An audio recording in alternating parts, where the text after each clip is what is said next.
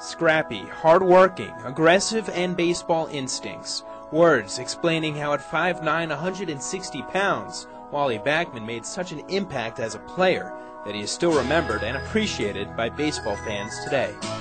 Well, Wally Backman is still, pretty much a legend in New York because of the '86 Mets, and he spent 10 years in New York, and he was, a loved player because of the way he played, the scrappy style and everything. He's just an integral part of our '86 team, a competitor, a hard-nosed player, played the game the way it should be played, and really one of the key guys responsible for our '86 championship. Great teammate. He's going to be a heck of a manager in the big leagues one of these days. It's going way back, but it was fun, exciting. There was a lot of speed. I had a lot of speed as a young kid. I had a good career in high school. I didn't think I was going to be the #1 pick myself because of my size. But sure enough, it was the size of his heart that mattered most. Backman led the Mets with a .320 average in 1986, then batted .333 as the Mets won one of the most memorable World Series. in '86 they had a great team because they won the World Series. That's what we tried to do. It was a great team. Not only was it a great team, we had great chemistry. We were really it was more like a family. I remember they used to try to call the Pirates a family. I think that's what we kind of had. A lot of us guys played with each other in the minor leagues and came up, and Frank Caston did a great job putting the team together the way he did, going out and getting Hernandez and Carter and guys like that, to surround the young talent with those veteran type guys. I think they had just tremendous characters on that team between Hernandez, Carter, Gooden, Strawberry, Backman. They had a lot of characters, and then the way that they won it. They were a dominant team all season, and then they won, arguably the most dramatic World Series ever, and everyone remembers Buckner, and, there's so many memorable things about that season. I think that's why they captivated the nation. We have functions and stuff that celebrate the team and what we were able to accomplish, and those guys, we're like a big family, so every year goes by, guys get older and, things happen, but we always manage to stay in touch and see each other probably once or twice a year, and it's a great group of guys. Soon Backman began to think of the years ahead of him and the opportunity to stay in baseball.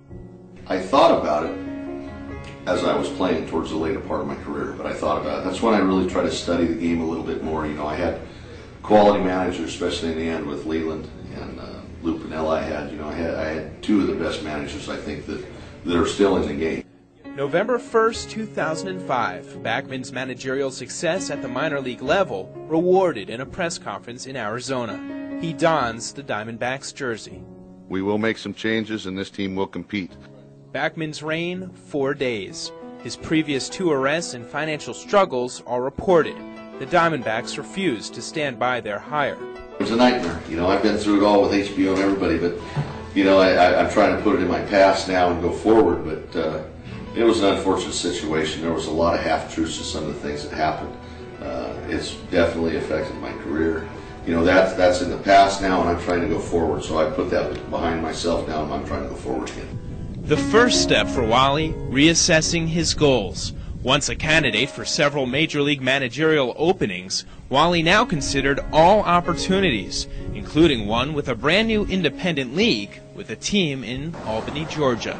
He was a candidate for the job at the Mets before he took the Diamondbacks job, and I think a lot of people wanted to see that. I think it says a lot about him that he's willing to come to, a low-level independent baseball to try to rebuild it. Obviously, this is not what he's been accustomed to in the last few years of his managerial career, so this is a step back for him, but he's willing to do it to try to prove, to the major league executives that he's a good manager and he'd be a good fit for their team.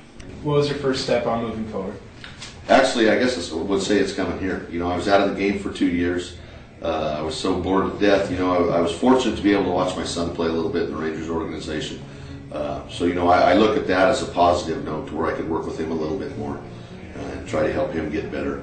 I built a restaurant because I was so bored. I finally sold it. Now I'm here. So being here in Georgia is a good thing. I think it's a step in the right direction. Oh, it's going to be huge. Wally, he is And this has been said, by several people within the league already, and anybody here will tell you that he is the marquee manager in the South Coast League right now, and he is the name that I think are going to put a lot of fans in the seat, at least initially, and then obviously when they start winning, which I think everyone here in Albany right now believes that they're going to do. They've taken a pretty solid look at all the talent and everything that he's brought in, and Wally's just not just taking anybody.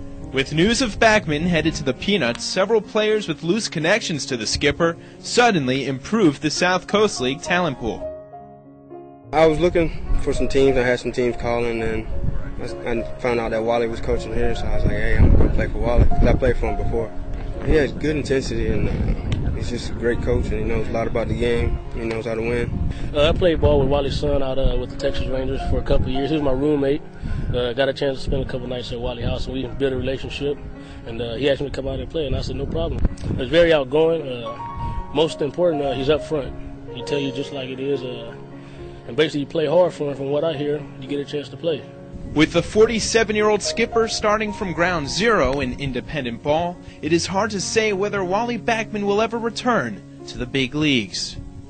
It's a boys' club, in there, and then when you're out, which Wally was out with what happened in 2004, it's hard to get back in. So, he's got a lot of friends in baseball, so maybe somebody will give him a chance. I think he deserves another chance. So, we'll see what happens.